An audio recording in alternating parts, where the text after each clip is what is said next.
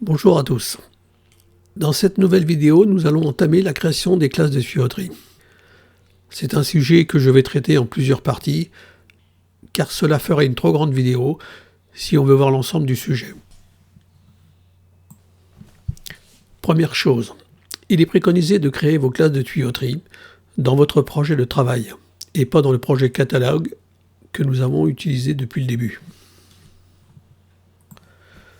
Si vos classes de tuyauterie sont identiques dans tous vos projets, vous pouvez les générer dans le projet catalogue et ensuite les copier dans le projet de votre usine au démarrage de celui-ci.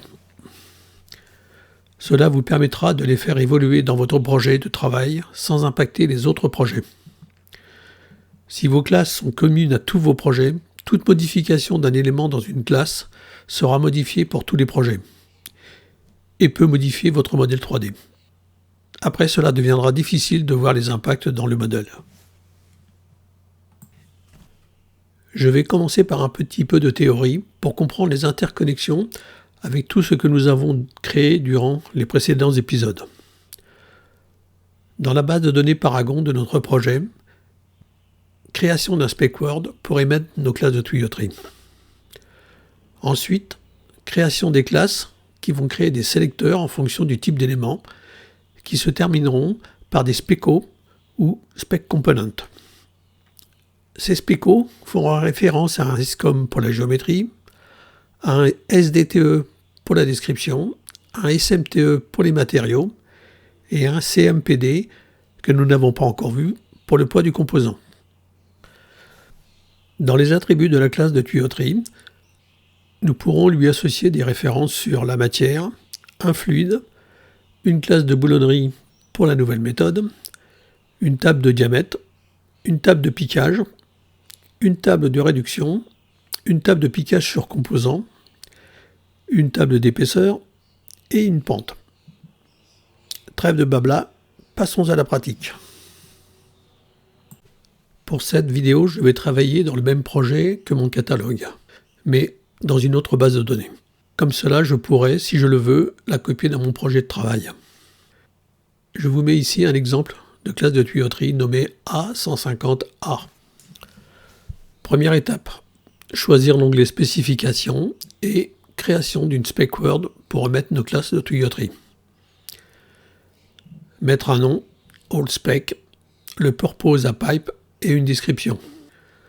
Vous commencez à connaître la procédure.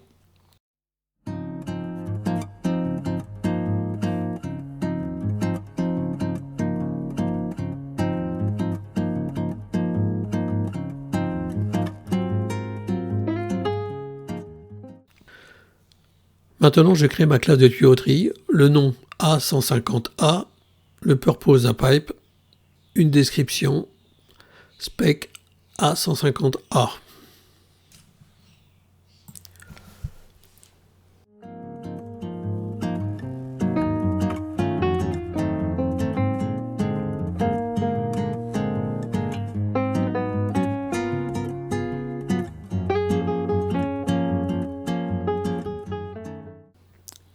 Voici notre forme pour la création de classe. On va en faire le tour durant les vidéos consacrées à ce sujet. Je ne sais pas encore combien il y en aura. Cette forme sera utilisée pour la création ainsi que pour la modification. Première étape, modifier les attributs de cette spécification en sélectionnant Edit Spec At. Sélectionner le type de spec, choix très important. Dans notre cas, on prend Piping. Ensuite, remplir les 3 champs suivants qui ne sont pas obligatoires, mais cela vous permettra de faire un suivi.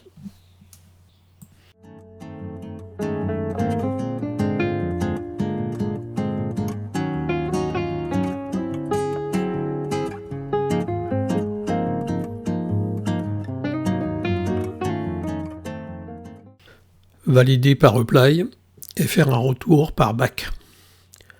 Ensuite, sélectionnez Edit Cat Attribute. Dans le champ Line Type, sélectionnez Nul. Les autres choix servent à utiliser des tubes de longueur fixe avec des extrémités spécifiques. Dans le champ Rating, mettre la série de votre classe. Dans notre cas, ce sera 150 livres.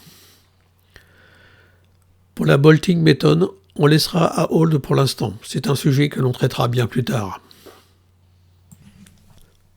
Dans les champs suivants, on mettra des références à des éléments pour la matière, un fluide imposé aux tuyauteries, une classe de boulonnerie pour la nouvelle méthode, une table de diamètre pour limiter la liste, une table de piquage pour les T, les olettes, etc. Une table de réduction pour choisir le type en fonction des diamètres, une table de piquage sur coude, T et réduction, une table d'épaisseur et une pente imposée à la tuyauterie. Pour l'instant, on laisse le tout à vide, on valide par apply et back. On ferme notre forme, on y reviendra plus tard.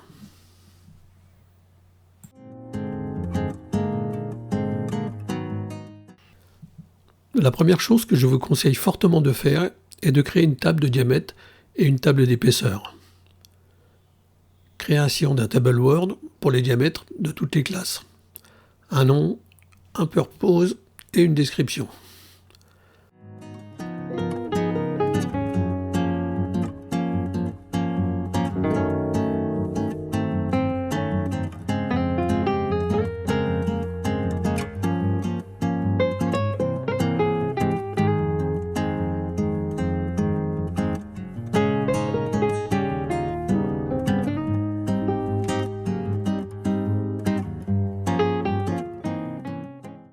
Ensuite, une table de diamètre pour notre classe A150A avec le bouton Size Range.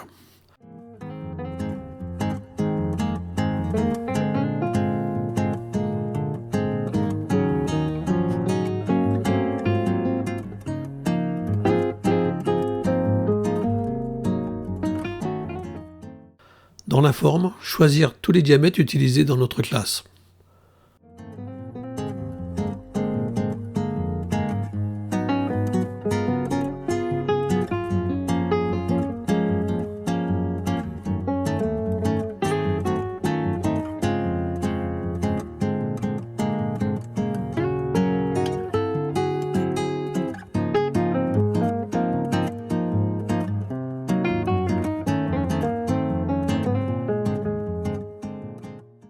Apply et fermer la forme.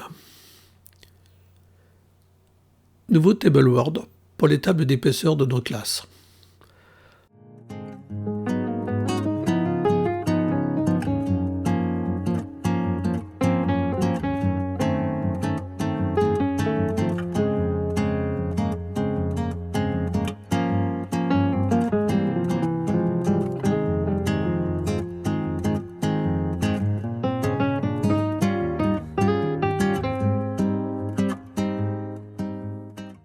Ensuite, une table d'épaisseur pour notre classe A150A avec le bouton Pipe Data.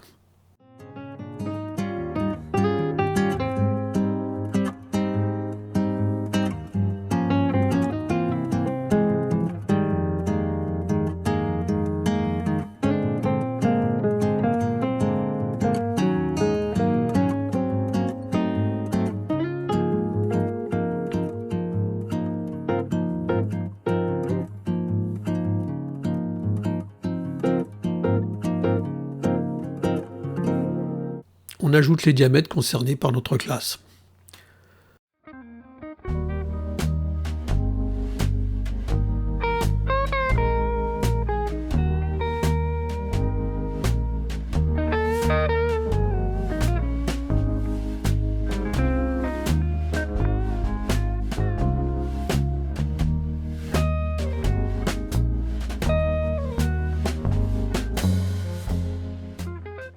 Dans la colonne Wall Thickness, on sélectionne dans la liste le schedule du diamètre. Vous pouvez utiliser le copier-coller d'une ligne sur l'autre.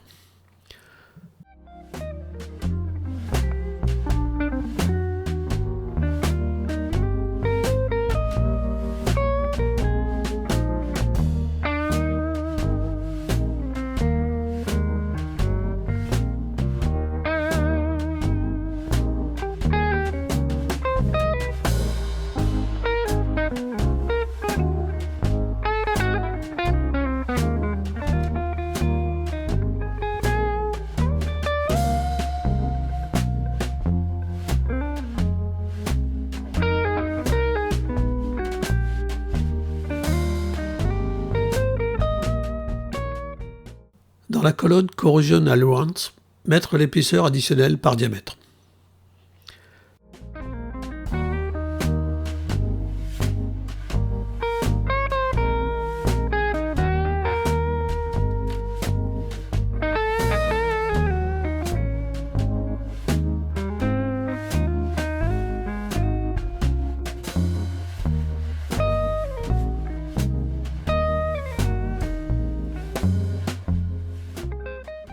Pour le flange allowance, j'y reviendrai dans quelques instants. Dans la colonne Pipe Stock Lines, mettre la longueur nominale des tubes que vous avez dans votre atelier si vous êtes en charge de la fabrication de tuyauterie. Cette information sera utilisée si vous utilisez la fonctionnalité de cintrage de tubes avec une cintreuse.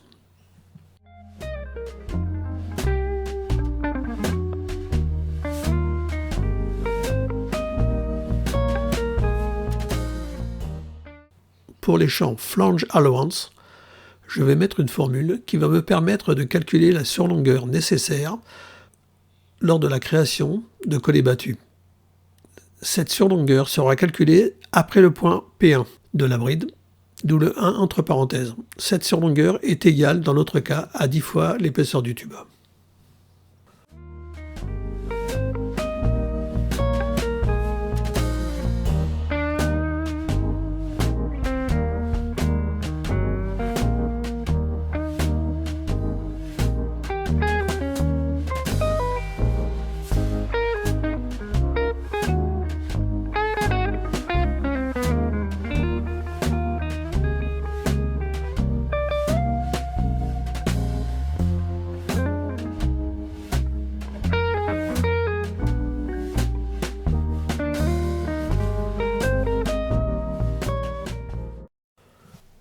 Maintenant que nous avons créé nos deux tables, repassons à la création de notre classe de tuyauterie.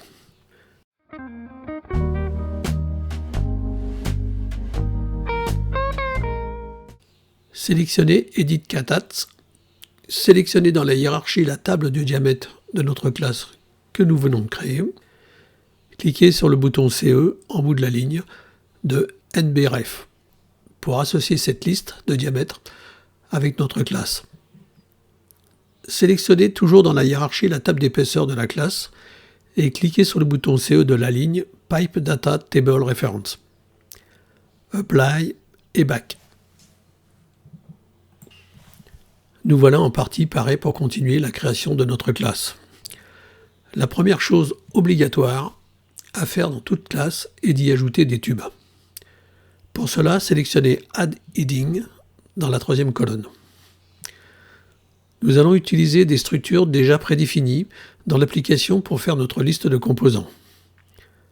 Sélectionnez le bouton Use Standard Heading Set. Dans la liste des entêtes standards, cherchez ceux qui sont marqués tubes. Nous en trouvons 3. Le premier avec un type, un diamètre, P-bord 0 et un attribut shop. Le second a un attribut S-type en plus, ce qui nous permet d'avoir 2 tubes de même diamètre avec des caractéristiques différentes, ce qui est très rare. Et le troisième qui est identique au premier, sauf que par défaut l'attribut shop est mis à true. Cet attribut signifie que le tube sera assemblé en atelier et pas sur site. Dans le cas d'une vanne à bride, cet attribut sera false car elle sera installée directement sur le site du projet. Dans notre cas, on utilise celui-ci en cliquant sur le bouton Use Selected Heading.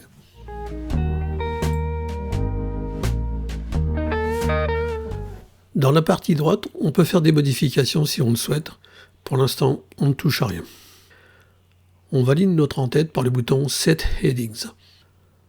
On peut voir les 3 colonnes dans la partie haute de la forme. On revient à la forme d'origine par le bouton Back.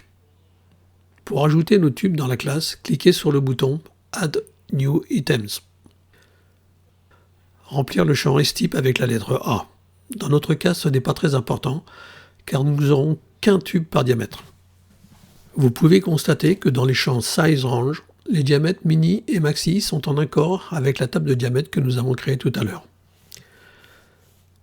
Maintenant, cherchez la catégorie des tubes qui a été générée lors des vidéos précédentes.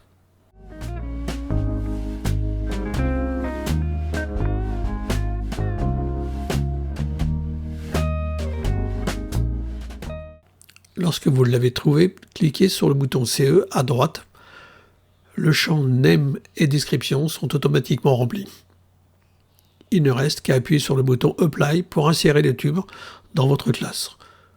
Nous pouvons constater qu'il n'a pris que les diamètres mis dans la table. L'étape suivante est de remplir les autres colonnes. La description dans Detail Reference, la matière dans Material Text Reference et le poids dans Component Reference. Pour les tubes, cela est suffisant. On verra les autres colonnes quand on en aura besoin.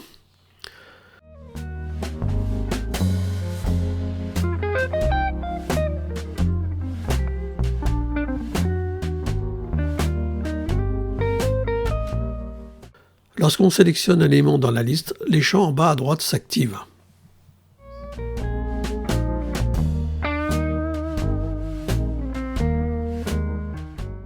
Un petit stop sur les deux derniers champs. Si vous venez modifier une classe alors que le projet est déjà démarré, il ne faut surtout pas utiliser le bouton Delete Permanently, car les objets dans le modèle disparaîtront. Dans ce cas, il faut utiliser le bouton Remove to Limbo. Cela va déplacer l'élément dans un endroit qui ne sera plus disponible à l'utilisateur et il sera aussi possible plus tard de le rapatrier dans la classe. Passons aux descriptions. Sélectionnez tous les éléments avec la touche Shift du clavier. Actionnez le bouton Edit Reference. Allez chercher l'élément SDTE de la catégorie et cliquez sur CE et validez par Apply.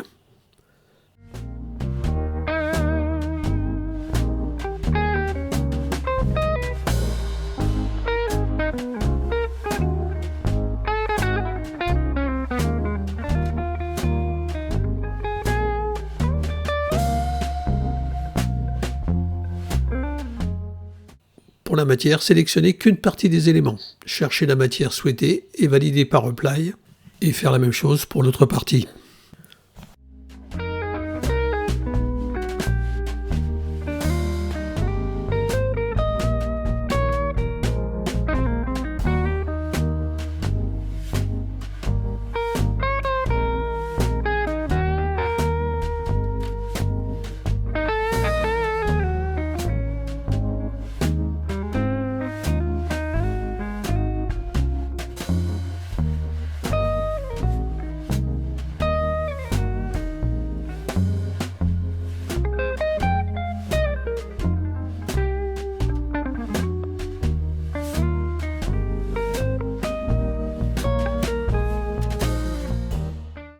Pour les tubes, nous allons en rester là pour l'instant.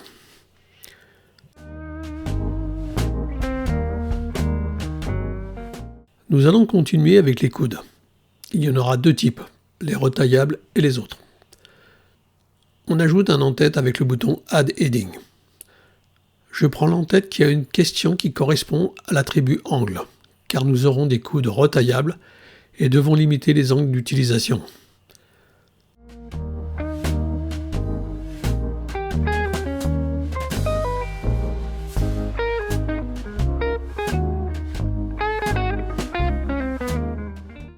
Dans le S-type, on met LR90 pour les coudes long rayon à 90 degrés. Ce S-type vous servira de filtre de l'ordre dans la création des composants dans le 3D. On sélectionne la plage de diamètre, on va chercher la catégorie de nos coudes, on clique sur le bouton CE et on valide par Apply.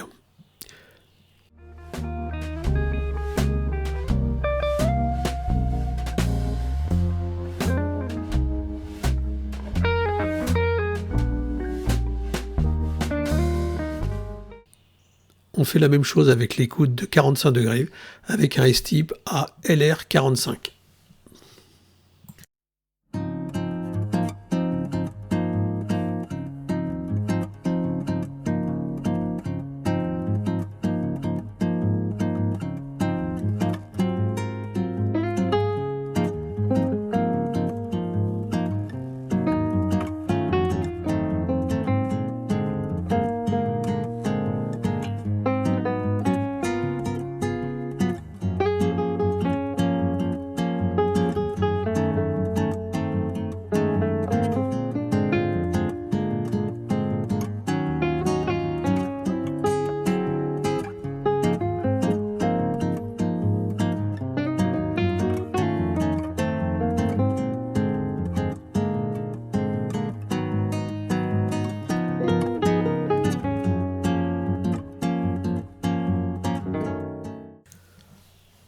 Pour limiter les angles de ces coudes, on sélectionne une série, la LR45 dans notre cas, on clique sur le bouton Edit Answer.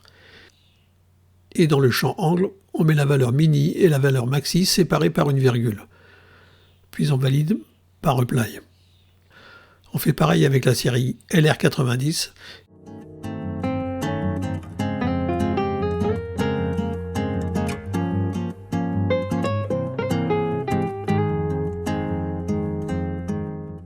Et on en profite pour mettre les chopes à trous, car ils seront soudés en atelier.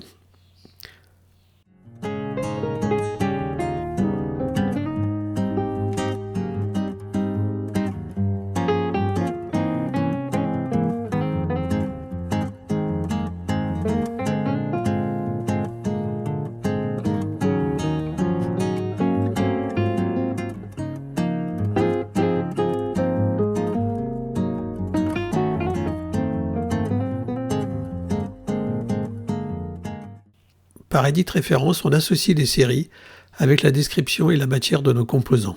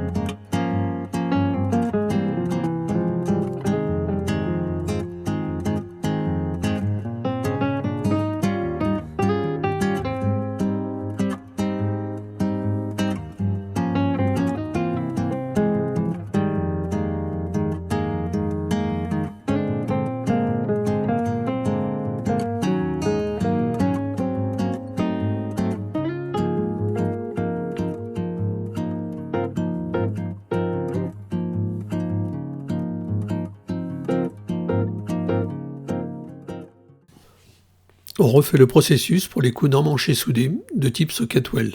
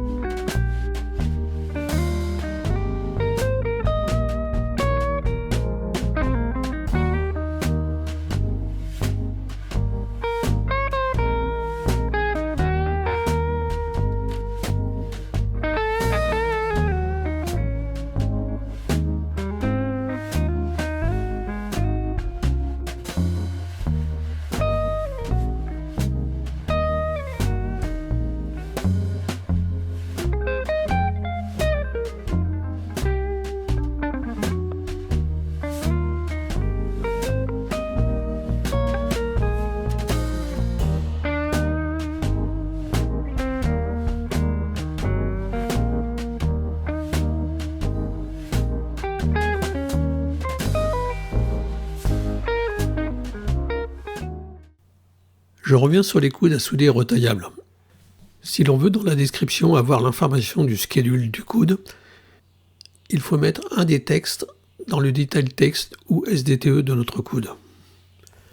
Après essai, je vous conseille d'utiliser le deuxième. Le premier ne fonctionne pas très bien pour les tubes.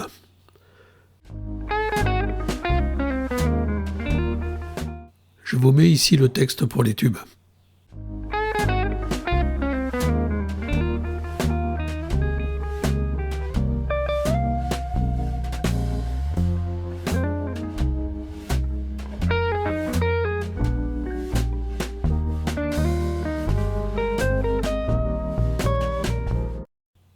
Je vous laisse suivre la création des brides et des joints.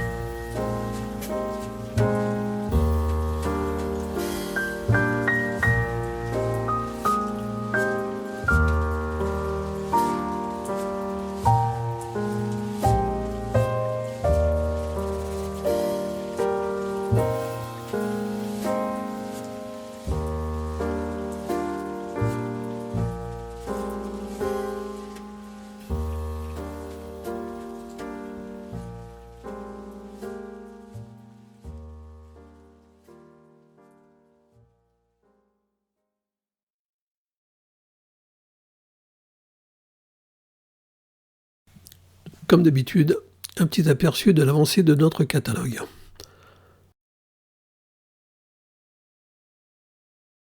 Dans la prochaine vidéo, on va continuer notre classe de tuyauterie. N'hésitez pas à m'envoyer vos commentaires et vos questions. Encore merci de votre attention et à bientôt.